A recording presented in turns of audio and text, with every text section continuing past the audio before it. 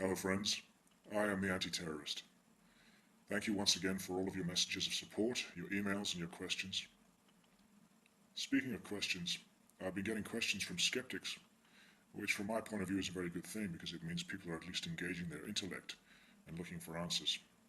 Or they're looking for theories to debunk, which is also a good thing for the same reasons. Now, I've said it once before, but I'll say it again. I'll only present the facts. If I want to engage you in theory or a conversation about possibilities, then I'll create the context for it before I do, so we know what we're actually talking about.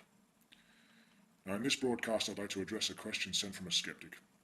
It's a very good question, and it's the foundation for what I imagine is what the sleepers out there hold as the reason not to believe the conspiracy. The question is this: how on earth do you think they, whoever they are, will be able to motivate the army or the police or whatever enforcement body might be prevalent to carry out these atrocities, to control the public in such a way? How can you manipulate one intelligent human being to dominate another without their free will or conscience getting in the way?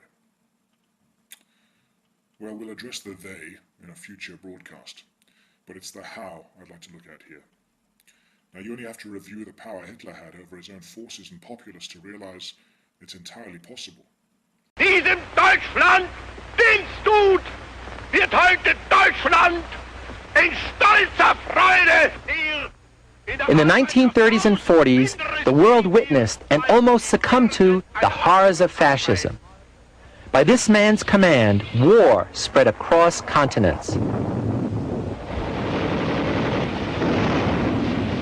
Adolf Hitler had succeeded in creating a social political structure powerful enough to exert total control over the German people. With the help of propaganda on a scale never before seen, the Nazi high command was even able to justify the so-called final solution.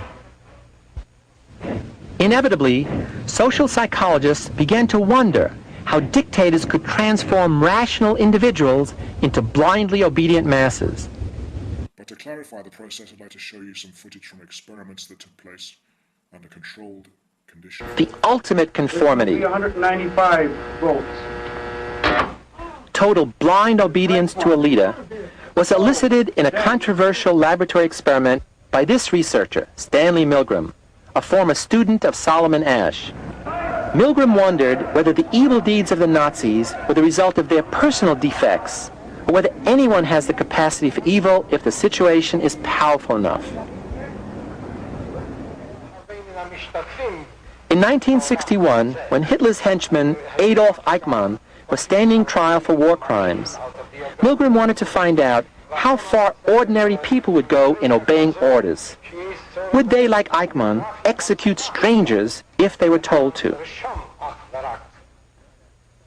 In Milgram's experiment, a subject was paid to participate in what he thought was a study of memory.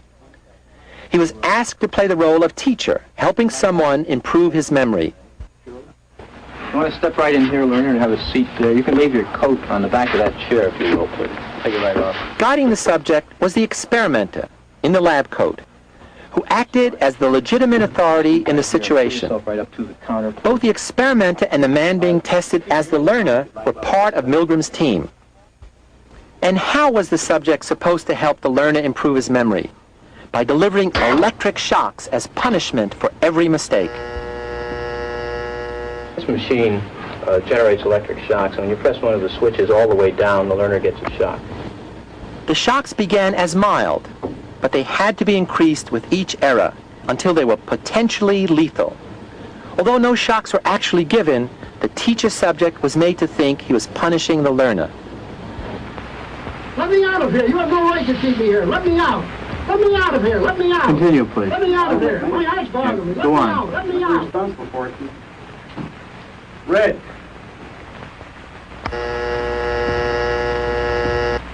That is incorrect. This will be at 3:30. The correct phrase is rich Let me out of boy. here. Let me out of here. My heart's bothering me. Let me out, I tell you. Let me out of here. Let me out of here. You have no right to hold me here. The next phrase is Let me fast. out. Let me out. Let me out. Let me out of here. Let me out. Bird, Let me out. car, train, plane. Continue, teacher. What would you do in this situation? Would you continue? That is incorrect. This will be 345. The correct answer is fast bird. The next one, blunt.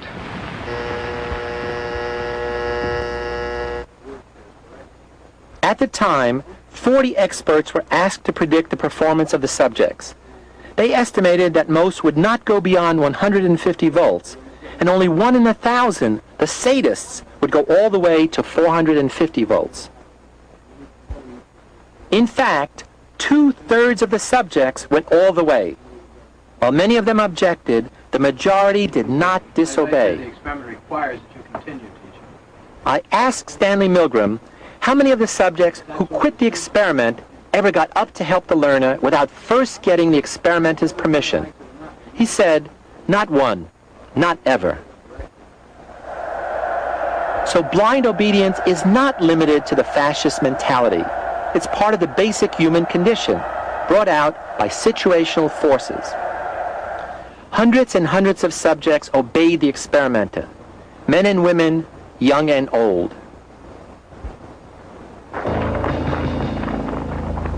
As the author C.P. Snow wrote, when you think of the long and gloomy history of man, you'll find more hideous crimes have been committed in the name of obedience than have been committed in the name of rebellion. And here's a more recent example of stable, intelligent human beings succumbing to the human condition. Each of the students who volunteered for our study was carefully tested. Each had to be psychologically and physically healthy to participate. A small group of students was then randomly selected to act as prisoners, while others became guards. We surprised the prisoners by having them arrested at their homes and dormitories. At the jail, uniforms and status symbols, rules, and other details helped distinguish between the two groups, which were indistinguishable at the start. The prisoners underwent a series of rituals to establish their new lowly status. They lived in tiny cells. They spent 24 hours a day here, cut off from their usual surroundings. What is happening to prisoner 819?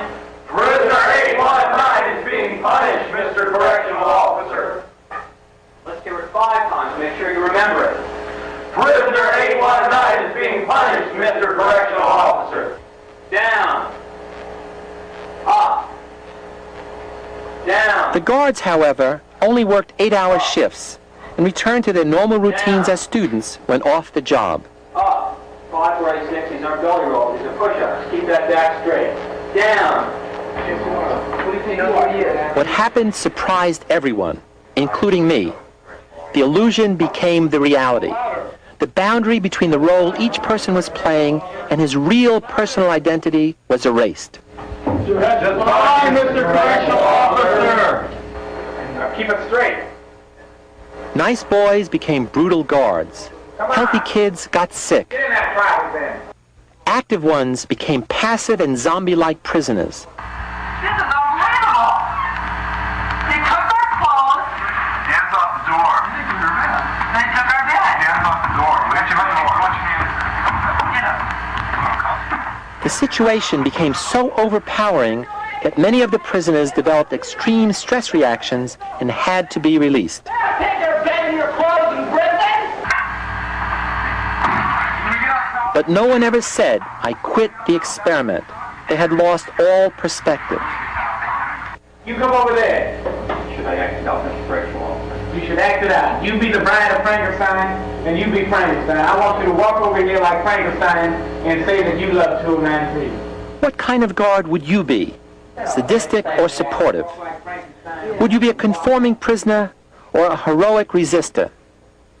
At times, even I forgot I was an experimenter and acted like a prison warden. So I can lock the yard. And so we were forced to call off what was planned as a 2-week experiment after only 6 days. I don't think there's much I need to say about that, really. I think it speaks for itself. Of course, awareness of this method of control is far greater these days because we have far more access to information, but I would suggest that they're countering the awareness with disinformation and clandestine operations. They're sneaking policy through without referendums or discussion because we're more awake to the consequences. That's all for this particular broadcast. I hope I've answered your question, and I hope I've made myself clear. As you can see, we're not dealing with monsters here, we're dealing with human beings. Keep asking questions, engage in the conversation, wake up the sleepers. Thanks for listening.